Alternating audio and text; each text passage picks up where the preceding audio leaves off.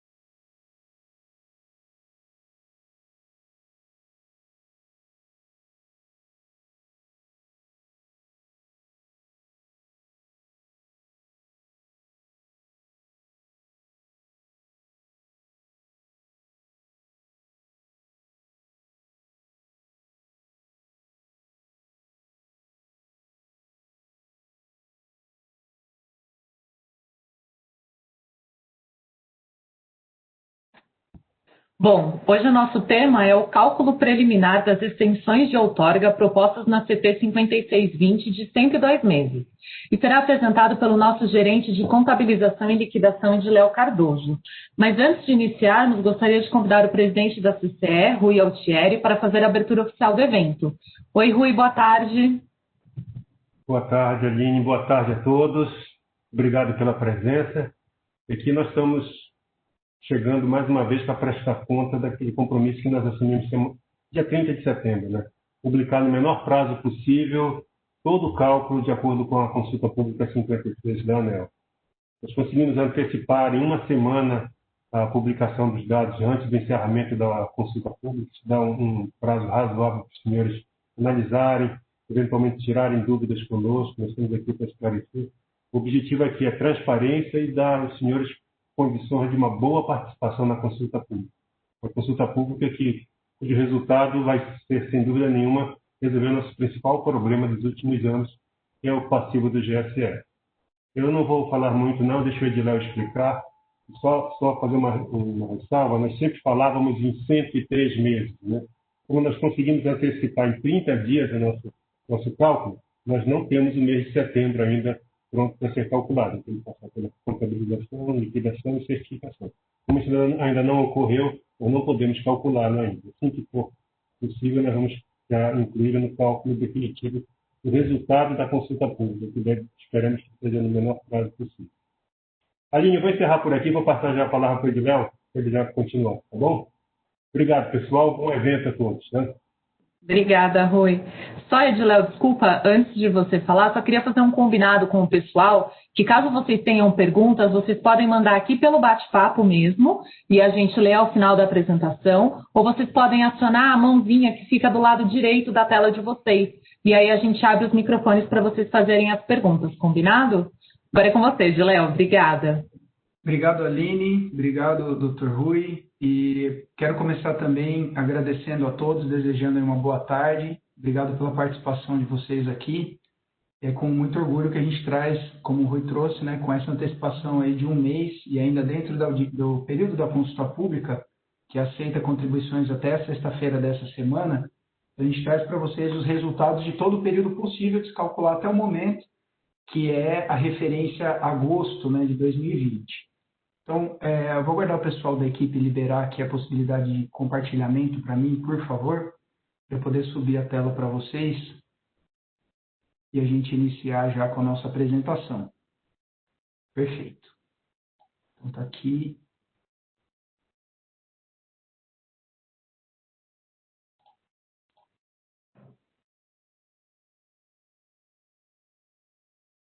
Vamos lá. Equipe, por favor, confirma para mim se está tudo correto, se tu consegue ver. Tudo certo. Tá certo. Obrigado, Aline.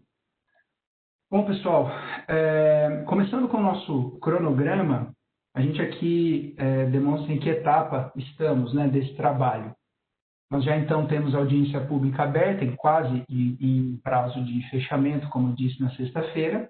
Já divulgamos estimativas de 13 meses, e esses mesmos 13 meses estão incluídos nas estimativas que agora a gente faz, né, no cálculo preliminar que a gente fez de todo o período, dos 102 meses. A única diferença que vocês vão perceber é que o resultado que a gente divulgou para aqueles meses tinha sido feito com referência de julho, e agora a gente está fazendo a referência para agosto. Isso só muda a etapa de atualização monetária, né? A gente traz o valor presente até agosto e coloca o valor futuro a partir de agosto em diante. Então, essa diferença vocês vão perceber nesses 13 meses. Já tivemos um primeiro webinar no dia 8 e agora estamos aqui no dia 19 fazendo essa segunda etapa. As próximas etapas são a aprovação da regulação, né? A divulgação desses valores e condições, aí sim, absorvendo todas as eventuais mudanças que acontecerem na audiência pública, na consulta, o período de adesão para os agentes, faremos uma reunião, né, com os envolvidos na reversão das liminares para poder tratar as necessidades que forem surgindo com relação ao pagamento desses valores e poderemos iniciar esse pagamento. Nossa visão com relação à lei, né? A lei, quando ela saiu, ela deu alguns prazos que a ANEEL já, inclusive, embutiu na abertura de consulta pública, que são 90 dias para a emissão da resolução com as regras de comercialização, e esse prazo se esgota no dia 9. Então, nesse sentido, a gente está num prazo bastante razoável de conseguir até antecipar essa data. Depois disso, a CCE tem mais 60 dias limite para calcular os valores definitivos, e a vantagem de já termos conseguido fazer o cálculo de todo o período até o momento é que aqui a gente vai precisar absorver eventuais diferenças, e isso também nos dá uma posição de bastante antecipação nisso. Depois a ANEEL tem mais 30 dias para analisar e publicar esses dados, e os agentes mais 60 dias para fazer a desistência das suas eventuais liminares e aderirem ao mecanismo. Aqui a gente reforça o que foi dito no último webinar, que nós vamos aguardar essas desistências acontecerem para reverter as liminares todas em conjunto, até porque ficaria um processo muito picado e a previsibilidade disso se prejudica. Então a gente vai aguardar o período e reverte as liminares todas de uma vez só. E, obviamente, estamos também cuidando, né, de observar o risco de não adesão de algum agente e como que ficaria o resíduo, né, aquele agente de comercialização virtual que a gente chama de ACEL, né, que agrupa os valores da liminar. A gente também vai observar e dar tratamento para isso. E, por fim, a gente verifica que lá em 9 de maio seria possível, né, finalizar essa questão da adesão dos agentes, mas com todo esse adiantamento é possível em até 3 meses que a gente antecipe o início da normalização, dos pagamentos de fato nas liquidações. Então, a gente está mirando aí para que no primeiro trimestre de 2021, todas as questões, tanto regulatórias quanto financeiras, né, eventuais parcelamentos, já estejam todos endereçados, formalizados, e que a gente já possa iniciar os pagamentos, as cobranças. Lembrando um pouquinho do que foi apresentado na última reunião, que a gente detalhou as regras, e aqui eu faço até uma observação, alguns agentes já nos procuraram, e lá tem um detalhamento no YouTube da CCE, que é a gravação desse webinar que aconteceu há 2 semanas atrás, e a gente recomenda que os agentes que tiverem dúvidas conceituais e queiram conhecer a estrutura como um todo do cálculo, assistam esse vídeo que está lá no canal da CCE no YouTube. É um detalhamento bastante exaustivo, né, bastante completo sobre todas as etapas de cálculo que foram consideradas na abertura da audiência pública. Para lembrar, a gente tem 3 blocos, um para cada um dos efeitos, motorização e das estruturantes, o deslocamento hidráulico e atraso de linhas de transmissão. Esses 3 blocos são calculados a valor principal de cada um dos meses que são afetados pelos efeitos. Depois, no módulo IFG, né, a gente traz esses valores a valor presente, nesse caso agora em agosto de 20, e aplica o fator de direito. E aqui a gente está respeitando na divulgação todas as definições feitas pela ANEEL na abertura da consulta pública. Então, só estão divulgadas aí as usinas que vão ter uma aplicação de fator de direito diferente de 0, exceto as que tiveram repactuação de 100%, que lá está divulgado com 0. Depois, uma vez trazido a valor presente, já selecionado só o montante a que o agente tem direito, aí sim a gente leva valor futuro, respeitando o prazo de concessão de cada usina, a margem líquida da usina e uma taxa de desconto de 9,63% ao ano. Aqui eu trago as janelas, né? Então esse período de 102 meses, não mais 103, porque a gente ainda não tem aqui setembro, e aí, a depender, nós esperamos que seja o mais rápido possível, estamos, né, junto com a ANEEL trabalhando para isso, mas a depender de quando a CCE fizer esse cálculo, pode até se tornar 104 meses, a gente espera que pare aqui no 103, porque o efeito do deslocamento hidráulico, ele é observado até a eficácia das regras, que é o que vai ser formalizado quando a CCE entregar os dados finais. Isso foi uma dúvida que já surgiu e vale a pena esclarecer. A ANEEL vai divulgar o caderno de regras e a resolução, mas a eficácia das regras só vai ser considerada quando a CCE entregar o cálculo. E a partir daí seguem os prazos legais. Então, nesse meio de tempo, a CCE pode vir a adicionar aqui, provavelmente vai adicionar setembro, pode vir a adicionar outubro, a depender de como for. Mas então aqui, 102 meses. A janela que mais observa período de tempo aqui é o atraso de linha de transmissão, que tem 94 meses, depois o deslocamento hidráulico elétrico e assim por diante. Mas o empilhamento desses meses, né, do mês mais antigo, março 12, até o mais recente, agosto 20, são 102. E já o resultado obtido está dividido da seguinte forma. Foram quase 20 bilhões de reais aqui a valor principal, sem nenhum tipo de atualização, e também sem o fator de direito, né? A gente está com 19,9 quase bilhões de reais. A divisão foi 45% para cada um desses dois efeitos, motorização de estruturantes e deslocamento hidráulico. Isso aqui foi uma coincidência de valores, até quando a gente faz a abreviação aqui, né, para colocar em bilhões, a gente acaba tendo o mesmo número, mas o número completo é diferente. Tem aqui algumas casas decimais mais à direita aí um pouco diferentes. Então, 45% para cada efeito e 10%, que significa 2 bilhões para atraso de linhas de transmissão. Nós ficamos também muito satisfeitos com a comparação desses resultados globais com o que nós simulamos, né, há 2 anos atrás e divulgamos ao mercado. Então, nós estamos aqui hoje apurando 5% a mais de valor total para esse período do que apuramos na época, e aquela simulação tinha sido feita com uma série de simplificações, né? Ela olhava até LD médio, ela não fazia todos os tratamentos que esse cálculo faz, mas ainda assim a gente teve um resultado bastante próximo do líquido. Verificamos que o deslocamento hidráulico deu um resultado maior, 24% mais alto. Por outro lado, o atraso de linhas de transmissão teve um valor menor, 39% do que a gente tinha estimado, e motorização foi quase na mesma linha, 6% a mais. Entramos agora nas análises a partir desses números, né? Vamos aprofundar um pouquinho esses resultados. Então, aqueles 19,9 bilhões empilhados são esses dois efeitos de motorização, deslocamento hidráulico e atraso de linha, e trazendo a agosto de 2020 a atualização monetária por IPCA, que é o que é considerado hoje, nós tivemos até um comentário nesse sentido no último webinar, né, sobre o critério de atualização monetária. Hoje, a consulta pública da ANEEL leva em conta a IPCA para todo o período passado, então, isso gira em torno aí de 5 bilhões de reais. O valor presente, então, é de 24,9, quase 25 bilhões. Ao verificar, ao aplicar, então, o fator de direito, 15,6 bilhões de reais não são acessíveis aos agentes, né? E, além disso, apesar de haver um montante aqui dentro relativos a usinas que não terão extensão, não têm outorga, portanto, não teriam extensão de outorga, que são basicamente as CGHs, a gente tem aqui mais 500 milhões. Então, a gente chega no valor líquido presente de 8 bilhões e 800 milhões de reais.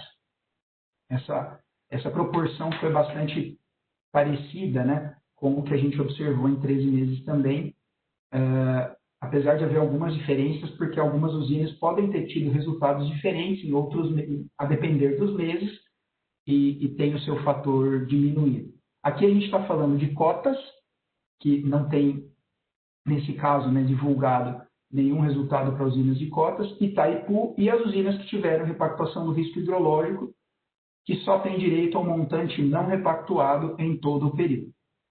Então, chegamos em 8 bilhões e 800 milhões de reais.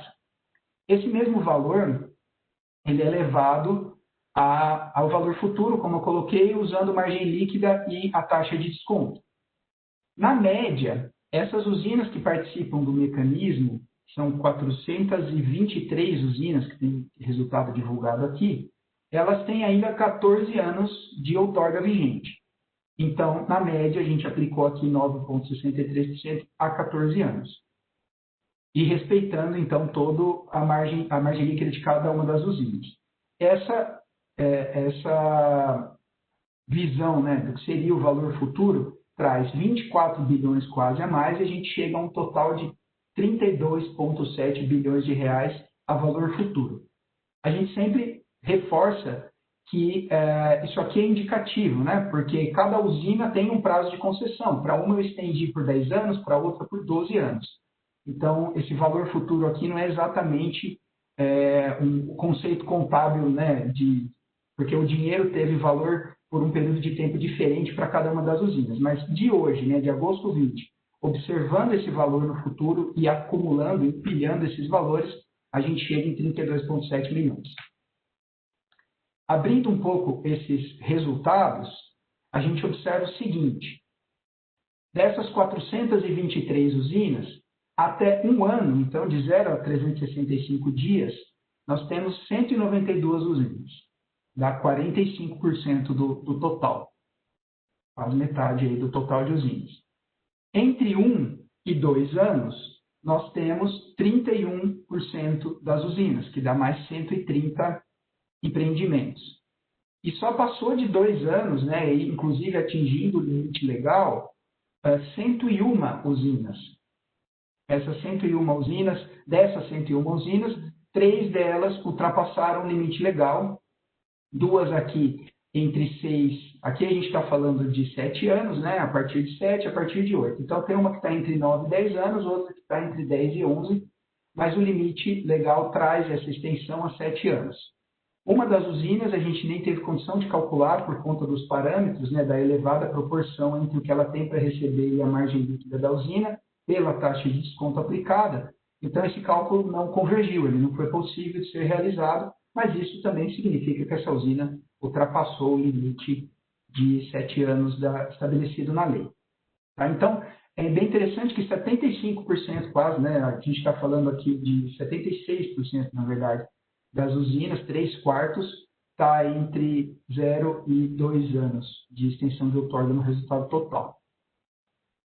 Aqui é uma abertura um pouco maior para vocês perceberem essa distribuição. Aqui está aberto só mês a mês, né? E a gente chega aqui em 50% das usinas, quando a gente está falando de 420 meses, né? 420 dias, desculpa. Então, 1 ano e 4 meses, mais ou menos, a gente está na metade.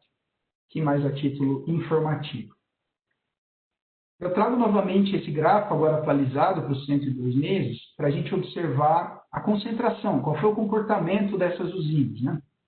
Por que chegamos nesses resultados?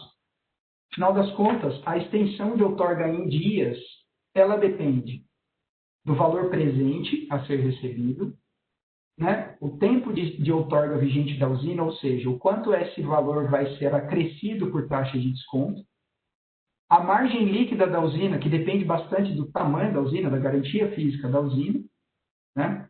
E que isso me traz um valor futuro a ser recuperado conforme essa margem líquida. Então, a gente coloca aqui uma distribuição do valor presente das usinas pela extensão de outorga obtida, onde o tamanho da figura é a garantia física da usina e a cor é, quanto mais vermelho, maior o tempo de extensão. A gente chega aqui a quase 35 anos. Então, dá para observar que tem algumas usinas que, apesar de ter um valor alto a receber, recebem em pouco tempo. Isso tem a ver porque a garantia física é maior e o tempo de outorga vigente é menor. Verdinho aqui o tempo é menor. Outras que têm mais tempo, menos dinheiro a receber, mas tem uma garantia física menor e uma outorga vigente mais longa, faz com que o valor futuro seja mais alto e essa usina precise rodar, né, precise ter mais tempo de outorga para conseguir recuperar o valor futuro que ela tem a receber. A concentração fica bastante, como a gente viu nos dois slides anteriores, fica bastante próxima aqui, né, dos 2 primeiros anos, né, até 730 dias. E a gente percebe que a maioria das usinas está mais puxado para o verde aqui, ou seja, tem valores mais baixos de outorga vigente, né, o que faz com que, apesar de terem usinas aqui que estão com um valor presente um pouco mais alto, na casa de 400 milhões de reais para receber, esse tempo de extensão de outorga possa ser equilibrado por um tamanho médio que a usina tem. Então, aqui é mais para enxergar o comportamento global. Aqui a gente passa, então, para o impacto mensal. A gente trouxe no último webinar somente os 13 meses selecionados, agora a gente está aqui trazendo todos os meses, né? O primeiro destaque que eu gostaria de dar é no ano de 2020. Nós aqui calculamos todo o período e o único mês, né, que a gente teve valores foi no mês de março. Primeiro que o único efeito que avança em 2020 é o deslocamento hidráulico, atraso de linha e motorização de estruturantes encerra antes, como eu coloquei lá para vocês, mas aqui a gente só teve o mês de março com valor, deu R$ 45 no total. Então, foi um valor muitíssimo baixo. Não é milhões, não. Isso aqui é R$ 45 mesmo. Então, o ano de 2020, a gente tende a continuar calculando, mas pelo menos até o mês de agosto, a gente percebeu que a adição do ano de 20 não trouxe ganhos importantes para as usinas, né?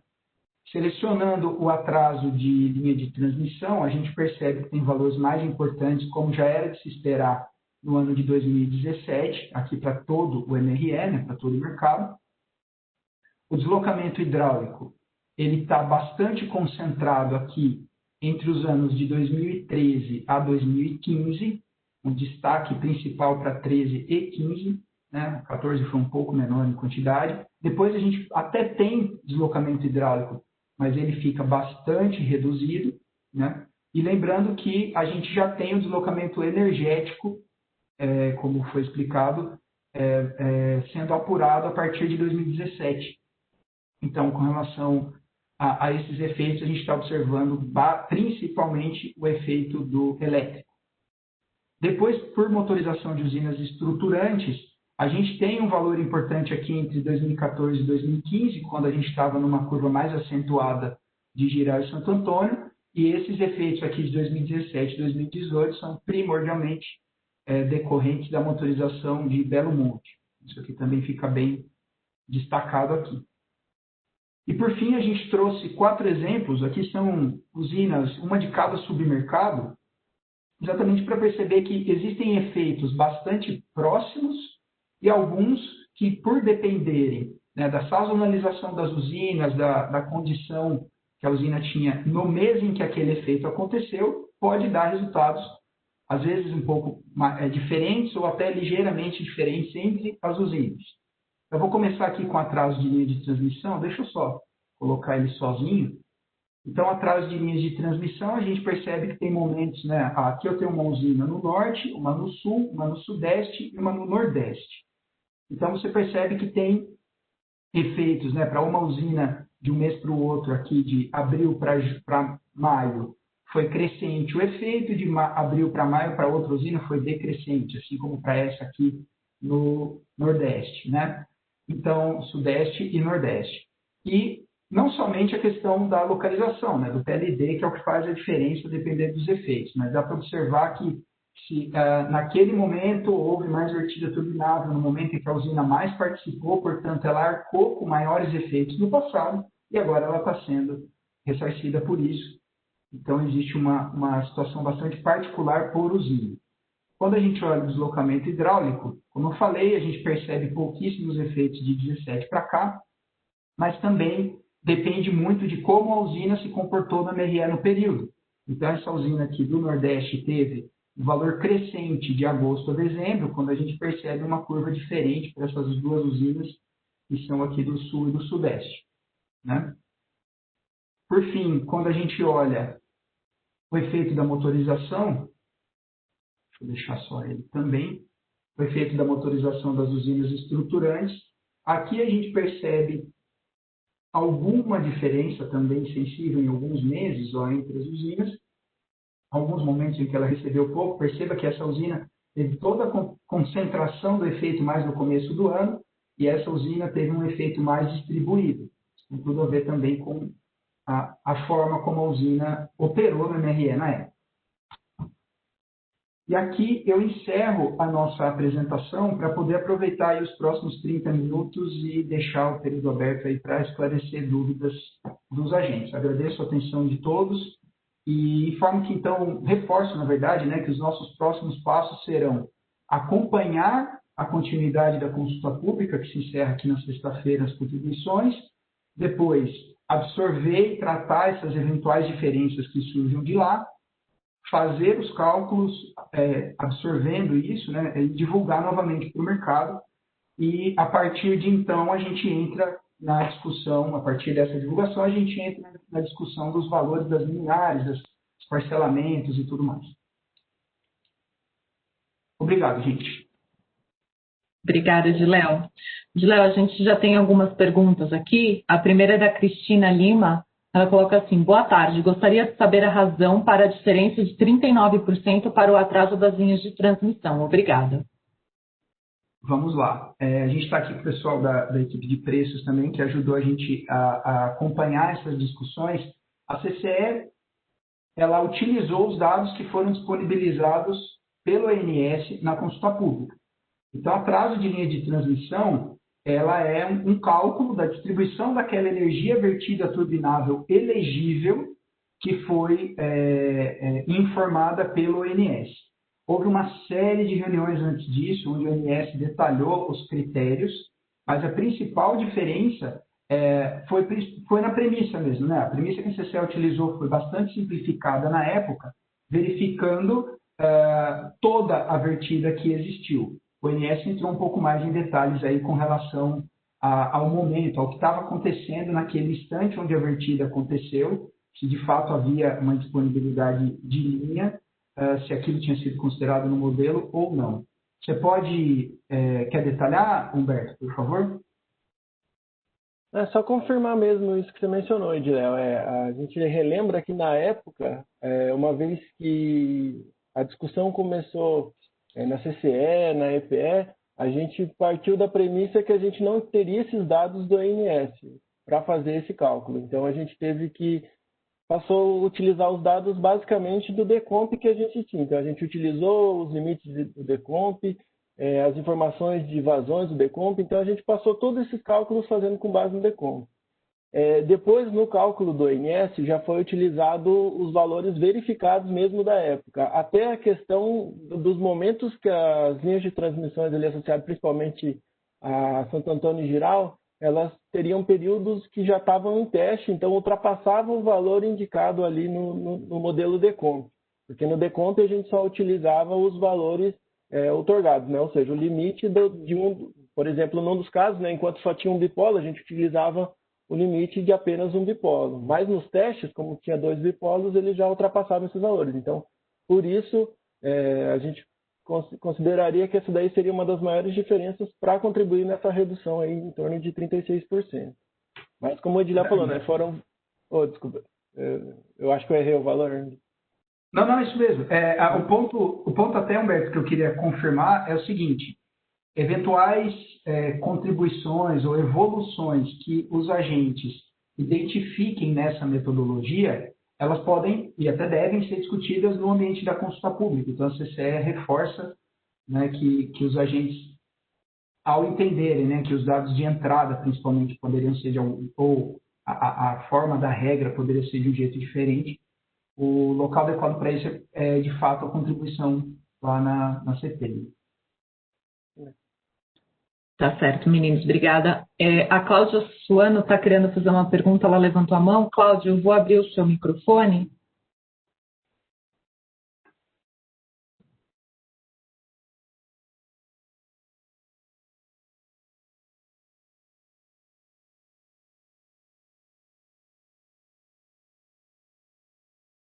Foi, Cláudia?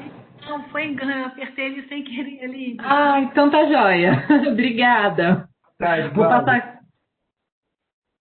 Vou passar aqui para o Guilherme, então, que o Guilherme levantou a mão agora.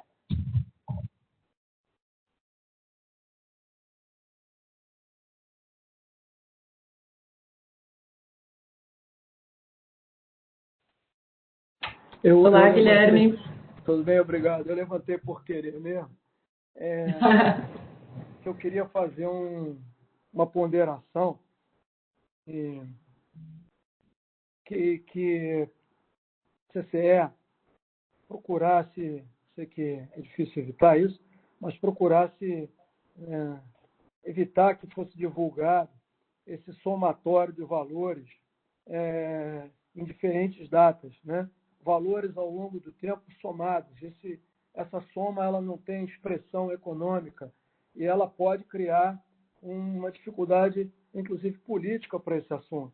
Quando se fala que o número total envolvido é 32 bilhões, e quando na realidade a gente sabe que é menos de 9 bilhões, é 8,8 bilhões, isso pode gerar uma certa confusão. Eu sei que é difícil, porque às vezes isso aí é um número que a imprensa analisa, mas na medida do possível era interessante que isso fosse esclarecido. Não tem nunca número nenhum parecido com 32 bilhões. Isso é somatório de valores que começam em 2024 e vão até 2050. Então, era a gente procurar evitar esse número, porque isso pode trazer até algum viés na hora da regulamentação do problema. Então, eu queria fazer esse apelo. Ok? Tá certo. Guilherme, obrigado aí pelo comentário. De fato, a gente até... quando divulga esse número, a gente toma o cuidado de colocar, e até falo da questão da visão contábil disso, né? O dinheiro tem valor no tempo. Se eu levar 10 anos para um número e 20 anos para o outro, eu estou comparando coisas diferentes. Então, a gente aceita aí esse comentário e tem tomado todo o cuidado de, quando as poucas vezes que esse número aparece, deixar isso claro, né? Que na prática está divulgado lá na coluna de valor futuro, né? Se os agentes somarem, ou qualquer pessoa somar aquela coluna, pode chegar nesses 32. Então, a gente preferiu trazer exatamente para ter a oportunidade de explicar a sensibilidade que esse número tem e evitar que aquela soma acontecesse ali sem nenhum adendo. Obrigado. Ediléo, a Carolina Carneiro fala: boa tarde, qual a premissa de preço utilizada para o cálculo que transformou o saldo em dias-meses? Qual seria a solução para que as usinas que têm mais de 7 anos de extensão calculada possam também ter seu direito garantido? Existe algum mecanismo que poderia compensar o saldo que faltaria desses 7 anos? Ou não existe a possibilidade? Carolina, né? Isso. Carolina, boa tarde. Em primeiro lugar, respondendo a sua primeira pergunta, quando a gente leva esse valor a valor futuro, ali não existe uma premissa de preço por si só. O que existe é a verificação da margem líquida da usina, e a margem líquida, de fato, é o valor que a usina consegue obter financeiro, já descontados impostos, uma série de parâmetros lá que a gente até detalhou bastante na última reunião. Então, uma vez que você verifica o quanto aquela usina consegue gerar de resultado dentro das premissas estabelecidas ali na proposta regulatória, a gente verifica isso e leva, por outro lado, o valor presente a valor futuro por essa taxa de desconto de 9,63. Então, é assim que esse número é comparado no futuro.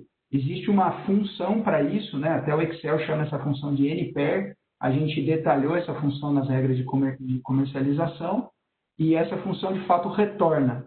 Quantos dias, aí depende da granularidade que você colocou ali, lá nós pusemos em dias, quantos dias você precisa para poder operar, considerando que você tem aquela margem líquida e que esse dinheiro continua sendo atualizado também, aquela taxa de desconto, para que você consiga recuperar todo o dinheiro. Então, essa função foi aplicada e se chegou a cada um dos resultados das usinas. A sua segunda pergunta era sobre as usinas que ultrapassaram 7 anos, né? Essa é uma questão que extrapola aí as competências da CCE, porque, em primeiro lugar, a lei já estabeleceu esse limite, né? A lei já foi promulgada e ela estabelece um limite de 7 anos. E a regulação que está sendo construída, ela obedece essa premissa legal, o que está estabelecido em lei. E até onde eu sei, não existe outro mecanismo que tente compensar essa diferença, exatamente porque já se definiu na lei que 7 anos seria o máximo. Tá certo, Edileu, obrigada. A próxima pergunta é do Marco Quadros. Gostaria de saber se os valores financeiros da CGH serão publicados no ambiente da CCE de cada agente. Em caso positivo, qual o código do relatório de cálculo desses valores? Tá certo. Bom, Marco, boa tarde. A gente, até o momento, não publicou exatamente porque o objetivo desses cálculos é subsidiar a consulta pública. E a CCE está respeitando o determinado pela ANEEL nesse sentido, está acordado com a ANEEL, né, a questão da divulgação das informações conforme as premissas da abertura da consulta. Se por acaso a ANEEL, o que a gente tem recomendado, já recebemos essa pergunta de agentes cotistas também. E a nossa recomendação é que os agentes contribuam na audiência, na consulta pública, e que se a ANEEL reconhecer, né, que esses valores devem ser divulgados, a CCE vai fazer uma divulgação específica com relação a isso. A gente não vai ter relatório na DRI para esse tipo de informação. A gente, caso seja autorizado a divulgar, a gente divulgaria como foi feito agora, pacote de planilhas com os resultados específicos, que essa conta foi feita, né, num pedaço do sistema construído só para ela. A gente não vai ter DRI para isso, não. Mas, se você, né, julgar necessário, pode fazer essa contribuição e assim que a CCE tiver aí a análise da pertinência pela ANEEL, a gente pode vir a divulgar essas informações se ela julgar como positivo. Tá bom? Edileu, ele só complementa aqui, acredito que você tenha respondido, mas poderia confirmar o valor calculado da CGH e a quantidade de agentes que representam esse valor total? Olha, a quantidade eu não tenho aqui, sinceramente, mas assim, o valor é aqueles por volta de 500 milhões, a gente arredondou ali o número, mas está por volta disso, o montante que, apesar de não estar ali, porque qual que é o ponto? A regra não estabelece o fator de direito igual a zero, mas esses resultados não vão surtir efeito de extensão de outorga, uma vez que essas usinas não têm extensão de outorga. Então, eu consigo, como se diz, isolar esse resultado, né? Por isso que a gente trouxe ele ali em separado, para, inclusive, trazer transparência para esse número de 8,8 que a gente conseguiu chegar. Então, dentro do 8,8 não tem CGH, mas o que empilharia em cima disso é arredondado 500 milhões. Eu vou abrir aqui o microfone. Navarrete está querendo fazer uma pergunta. Só um segundo. Olá. Oi, boa tarde. Muito obrigado pela oportunidade de ouvir vocês nessa apresentação. Excelente, realmente. Quem fala aqui é Francisco Navarrete, do Bradesco BBI. Eu tinha, na verdade, duas perguntas, se puder. Uma eu sei que você explicou que o cálculo não foi feito por um preço futuro e sim pela margem. Então, é correto assumir que disso eu desprendo que qualquer que fosse a margem de qualquer uma das usinas sendo analisada, o que está sendo feito é pegar essa margem e meio preservar ela como se fosse um cost plus para frente. E a segunda parte é a taxa WACC de 9,6%, ela não é revisada para frente, quer dizer, ela é uma taxa fixa que se aplica no cálculo e isso é imutável, não muda com a revisão de WACC feita pela ANEEL a cada certo tempo para a geração. Muito obrigado. Boa tarde, Francisco. Sim, vou responder a sua segunda pergunta primeiro. Sim, a gente está aplicando 9,63% para o futuro, e isso respeita o definido pela ANEEL, né? É uma estrutura que a CCE aqui nesse momento, acho que para responder as suas duas perguntas, de fato, a gente está seguindo a determinação regulatória de utilizar essa taxa como fixa para os anos seguintes, né? E a sua outra pergunta era sobre se a gente estaria protegendo, vamos dizer assim, essa margem líquida. Olha, na prática, eu confesso que esse não é a minha área de expertise, a questão necessariamente financeira disso, mas quando a ANEEL estabeleceu esse mecanismo, de fato ela está utilizando a mesma margem líquida durante todo o período, garantindo o mesmo resultado. Então é isso que a gente, por um lado eu calculo a margem, por outro lado eu levo esse valor à taxa de desconto futuro e utilizo essa mesma margem. Então o efeito pode ser isso que você colocou. Muito obrigado. O Marcelo Freitas pergunta, e as PCHs que têm inadimplência descontada nas liquidações, como ficam os créditos? Bom, todo esse cálculo aqui, ele não está observando os efeitos que as liminares de GSF causaram. Aqui a gente está observando o MRE como ele aconteceu, do ponto de vista contábil, em todas as contabilizações de 2012 para cá, reconhecendo que as usinas que participaram do MRE foram afetadas por esses três efeitos, conforme estabelecido na lei e na proposta de regulação. Aí a gente calcula e destaca, como eu coloquei aqueles três blocos, né? A gente destaca os efeitos de cada um deles e faz essa questão de atualizar o valor presente e o valor futuro. Toda a discussão dos valores que envolveram as liminares, até porque as liminares elas envolvem um rol diferente de agentes por um período diferente, elas começaram a maioria lá em 2015 para cá. Algumas delas, né, tiveram suspensão no meio do período, outras não e tal. Então, todos esses valores serão discutidos no âmbito da reversão das liminares.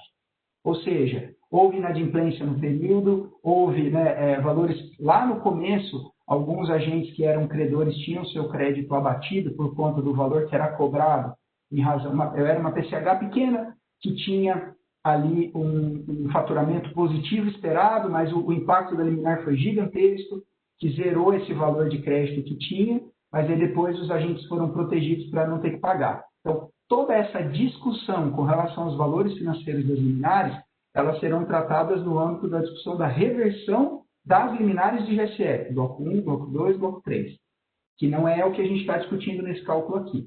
Apesar de a gente estar tratando da origem de GSF, os efeitos são diferentes. O Jerônimo Detoni coloca, prezados, como colocado, a questão da energia vertida turbinada foi informada pelo ONS. Sabe-se que, conforme estabelecido em procedimento de rede, quando há vertimento de usinas que utilizam o mesmo sistema de transmissão em um mesmo subsistema, há um rateio do vertimento turbinável. Isso ocorreu predominantemente no norte, onde a usina Tucuruí verteu parte da energia de Belo Monte devido a este rateio, em função do atraso de entrada do sistema de transmissão. A Lei 14.002 prevê ressarcimento deste vertimento para usinas estruturantes. A CCE prevê considerar esse vertimento turbinável de Tucuruí associado a Belo Monte devido ao rateio feito pelo ONS? Bom, a CCE vai considerar aqui dentro desse cálculo os dados que o ONS determinar como elegíveis, né? Então, essa foi uma dúvida que surgiu já ao longo dessa discussão, a gente já, tanto no webinar passado, mas ao longo das conversas aí com os agentes, e a gente sempre recomenda que os agentes levem essas dúvidas e contribuições para o âmbito da consulta pública. Se lá no âmbito da consulta pública for determinado que o vertimento, né, que foi decorrente das linhas do dipolo de Belo Monte, eles sejam considerados, aí esse valor do dado de entrada do ONS vai mudar e a gente vai recalcular considerando os valores.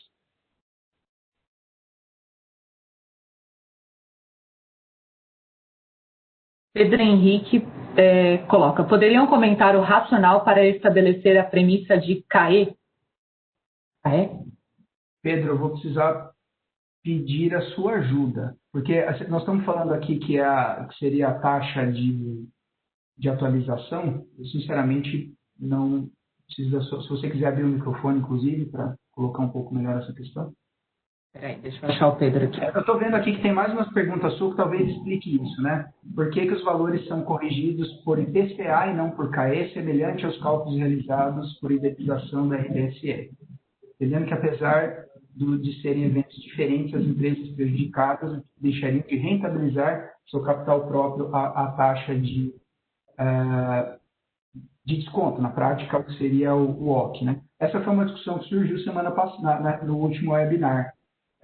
De fato, a CCE não é o ambiente para a gente tomar essa decisão, né? A gente recomenda que, inclusive, as discussões sobre atualização ou remuneração do valor aí no período sejam levadas à consulta pública. Tá certo. Só aproveitando para avisar a todos que esse webinar está sendo gravado e depois ele vai ser disponibilizado, tá? Para assistir. Tiveram algumas perguntas nesse sentido também. O Robson Cunha coloca, boa tarde, para usinas que não possuem ou não possuíram liminares em relação ao GSF, como será a tratativa em relação ao valor calculado? Haverá extensão da outorga sem o respectivo pagamento, uma vez que o agente sofreu o impacto das liquidações sem limitação? Vamos lá. O que a lei não faz referência a ter ou não ter liminar. O que existe lá é o fato de que quem tem liminar precisa revogar ao direito, né, abrir mão do direito de questionar as questões, o risco hidrológico nas vias administrativa, judicial, regulatória. Então, para as usinas que nunca tiveram liminar e tiveram o seu valor aqui reconhecido, o processo ele segue normal, né? Dentro da estrutura da ANEEL, a ANEEL vai divulgar os valores e os agentes que quiserem aderir e tiverem o valor reconhecido por seu fator de direito, acionam a ANEEL e entram no mecanismo. O Rômulo Camargo, da Copel, coloca, uma usina que repactuou a partir de 2015 não terá direito ao ressarcimento até dezembro de 2014? É o seguinte, Rômulo, a regra estabelece que o percentual repactuado não será reconhecido, conforme o que está na abertura da consulta. Então é o seguinte, um exemplo de uma usina que tenha repactuado lá em 2015, 80% do seu empreendimento. Significa que de 2015 para cá, todo o empreendimento está coberto pelo seguro, que é a repactuação do risco do mercado regulado, e também o que está sendo levado em conta até o momento é que esses 80% eles já estariam abarcados do passado dentro dessa repactuação que foi feita. Então, esta usina vai ter direito a 20% de todos os efeitos que ela teve antes e depois da repactuação. Então, é no mês da repactuação que se verifica quanto foi que essa usina ficou repactuada, verifica-se o fator de direito, nesse caso do exemplo, 20%, e esses 20% são reconhecidos desde 2012, conforme os valores que forem calculados para a usina. Então, esse valor que está divulgado no site lá da consulta pública agora, calculado pela CCE dos 102 meses, ele já está considerando esse fator de direito, como eu coloquei. Se você pegar lá a última etapa do cálculo, né, que é o DEO, que é o valor de extinção de outorga, ele já considera valor presente, a valor futuro e o fator de direito. Inclusive, o fator de direito ele tem um cálculo para ele, está todo detalhado lá como foi feito, e ele é imputado nas etapas seguintes, né, que é o IFG e o DEO, valor presente e valor futuro.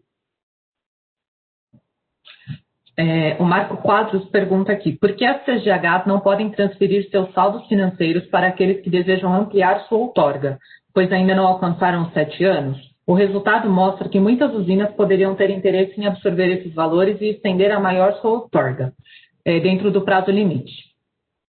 Marco, esse é um ponto interessante que pode ser discutido no ambiente da consulta, né? Essa é uma questão, eventuais mudanças dentro do processo regulatório precisam ser definidas e aprovadas pela ANEEL. Então, esse é um ponto que cabe, a depender aí do seu interesse de levar, colocá-la dentro da consulta para não analisar. Olha, eu acho que é isso, Ediléo. Até o momento a gente não teve mais perguntas. Não sei se você quer finalizar, falar alguma outra, fazer um encerramento. Pois é, obrigado, Aline.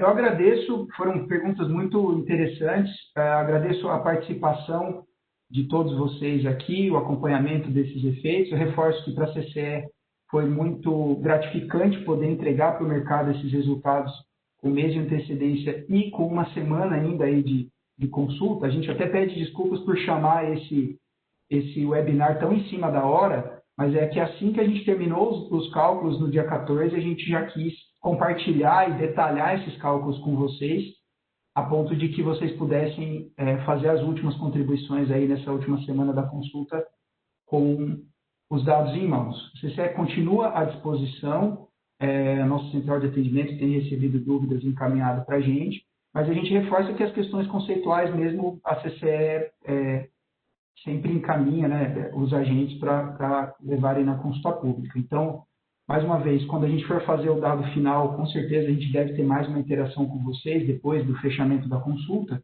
mas a CCE não tem expectativa de divulgação de mais detalhes daqui até lá, né? Porque daqui para frente o que vai mudar são as mudanças de dados de entrada ou de conceitos da própria regra na consulta ou eventuais, se por acaso os agentes analisando os dados encontrarem alguma inconsistência, algumas necessidades de evolução nos dados divulgados agora, por favor, nos procurem, que a gente também, ao longo desse tempo, esses dados são preliminares, a gente, ao longo desse tempo, vai continuar peneirando e analisando esses dados e tentando garantir a extrema qualidade possível para a segurança desse processo.